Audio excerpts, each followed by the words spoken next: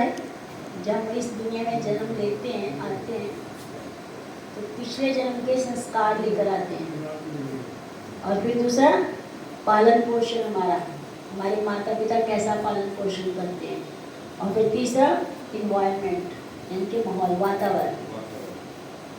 तो सबसे पहले हम चर्चा करें पिछले जन्म के संस्कार। जैसे कोई माता पिता साधु हैं, भक्त हैं, बहुत अच्छे हैं, और उनका बेटा चोर है, क्या माता पिता सिखाए हैं?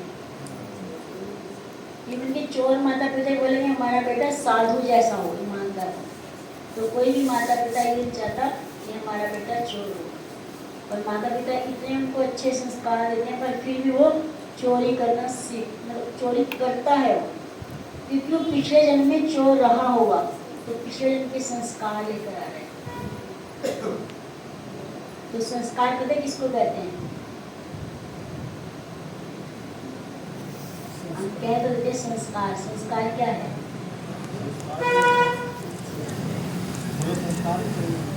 वो अलग बात है। 16 संस्कार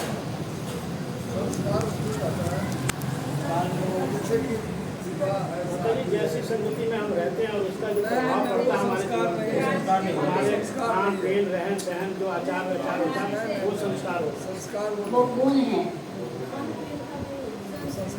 जो हम कार्य करते हैं उसको अगर बार बार करते रहेंगे हमारी आदत बन जाएगी। अगर मैं चोरी करती हूँ और हर जगह लोग आते हैं तो नहीं हटती, मैं बार बार करूँ तो मेरी आदत बन गई है ना, और मैं हट नहीं सकती। तो उम्र भर चोरी की तो मेरे अंदर संस्कार में इतनी गहरी छाप, इतना गहरा प्रभाव पड़ जाएगा मेरे दिल में, जब चाहकर भी मेरे को सुधार नहीं सकता। वो है संस्कार जो पिछले जन्म से आप लेकर आए। यानी कि वह संस्कार, अंतिम संस्कार, जन्म, वो संस्कार अलग है। ये संस्कार है पिछले जन्म के संस्कार। कुछ बच्चे आपने देखा होगा बचपन से ही उनको इतनी भक्ति करे कि पूछो ना। तो गाजियाबाद में एक पेरेंट्स थे, उनका बेटा 5 साल का था। तो माता कुछ भी खाती थी ना तो उल्टी कर देती थी, उसको नींद नहीं आती थी, वो ऐसी देखती रहती रात। कितने महीनों से सोई नहीं वो ढंग से। तो फिर उनके प्रभु जी मंदिर से जुड़े, तो हरे कृष्णा मंदिर का वो होता है ना छोटा सा, तो वो घर में लगा दिया। तो जैसे उसकी आंखों के सामने आया, फिर छत पर रही थी ऐसे करके, तो दूर से उसने पढ़ा तो उसे उसको नींद आ गई। तो उसका बेटा थोड़ा सा बड़ा हुआ, तो 4-5 साल का, बहुत अच्छी नर्सिंग आरती बोल रहा है, ऐसे लग रहा है जैसे कोई बड़े प्रभु जी बोल रहे। तो इतनी अच्छी आवाज कहाँ से मिली उसको? पिछले जन्म का भक्त है, वो संस्कार, भक्ति के संस्कार लेकर आ रहे हैं। और उसकी माँ हमारे से क्वेश्चन पूछ रही थी, माता जी मेरे को ना ये दिक्कत हो रही है, मेरे को ये क्वेश्चन समझ नहीं आ रहा। वो कहते माँ तुम क्यों पूछ रहे हो, मैं बैठा हूँ ना, मेरे से पूछ। 5 साल का बच्चा है, ये 5 साल का ही होगा पीछे बैठा आपके पास, है ना? पर वो इतना सही लगता था। वो कहते मेरे को सब कुछ आता है, मेरे से क्यों नहीं पूछती? तो कहती है, मैं बोली हाँ तो बता। कहती वही आंसर है जो आप देखो, ये शास्त्र में बताया। तो भक्ति के संस्कार लेकर आए, तो भगवान ने माता पिता का वैसा अरेंज किया। अगर माँ बिना भोग लगाए, पहले तो उसको नींद ही नहीं आती थी, और जो भी खाती उल्टी कर देती। तो जैसे जैसे बच्चा बड़ा हुआ तो वो भी भक्ति में एंटर करे माता पिता। और अभी भी उसकी ये हालत है, अगर आप झूठ बोले हाँ ये भोग लगा हुआ है, वो खा लेगी, तुरंत जाकर उल्टी कर देगी, बिना भोग के खा ही नहीं सकती। तो बेटा मेरा शायद पता नहीं गृहस्थ में या बनना चाहिए, काफ़ी बड़ा हो रहा, 18-20 साल का तो शायद देखा होगा अपने मंदिर में कभी। थोड़ा कम हो, थोड़ा मोटा सा मतलब मुझे जाते हैं, बहुत अच्छा लगता है मंदिर आते हैं। हाँ वो गाजियाबाद में रहते हैं वैसे, पर उनका बेटा आता है, वो भी आ जाते हैं बीच में, संडे को आते हैं लेक्चर्स में। जैसे पिछले संस्कार हमारे कुछ ऐसे होते हैं, है ना, तो वो हम संस्कार लेकर आते हैं। तो इसलिए कहते हैं हमारी आदतें पकड़ी नहीं चाहिए, तो हम अपनी आदतें बदल लें। फिर जब हमारा जन्म होता है तो हमारे माता पिता कैसा हमारा पालन पोषण करते हैं, और घर में लड़ाई झगड़ा हो तो बच्चा भी वैसे मार पीट गाली गलौज करेगा।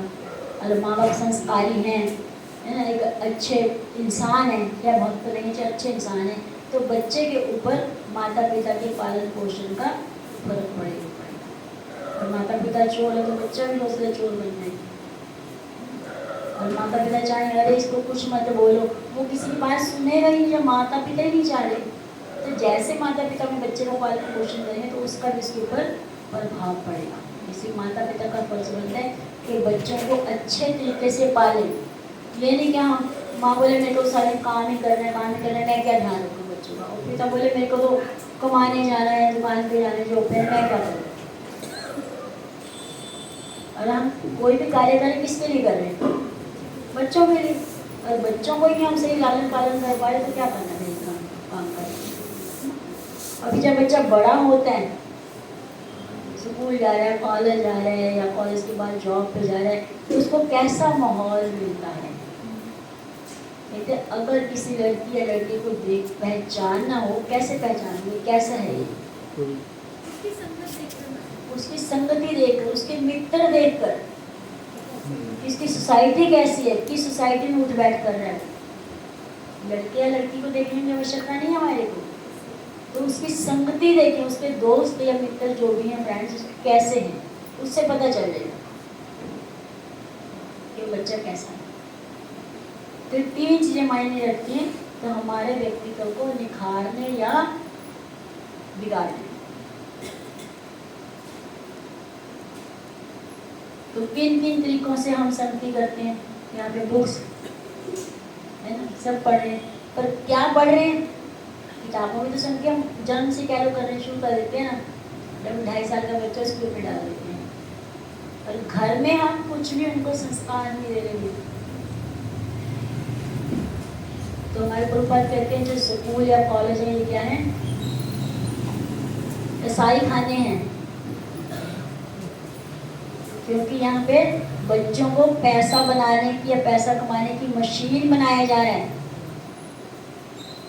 उनकी जिंदगियों के साथ, उनके जीवन के साथ खेला जा रहा है, जबकि मनुष्य जीवन किसके लिए मिला हमारे को? अपने घर वापस जाने के लिए मिला है।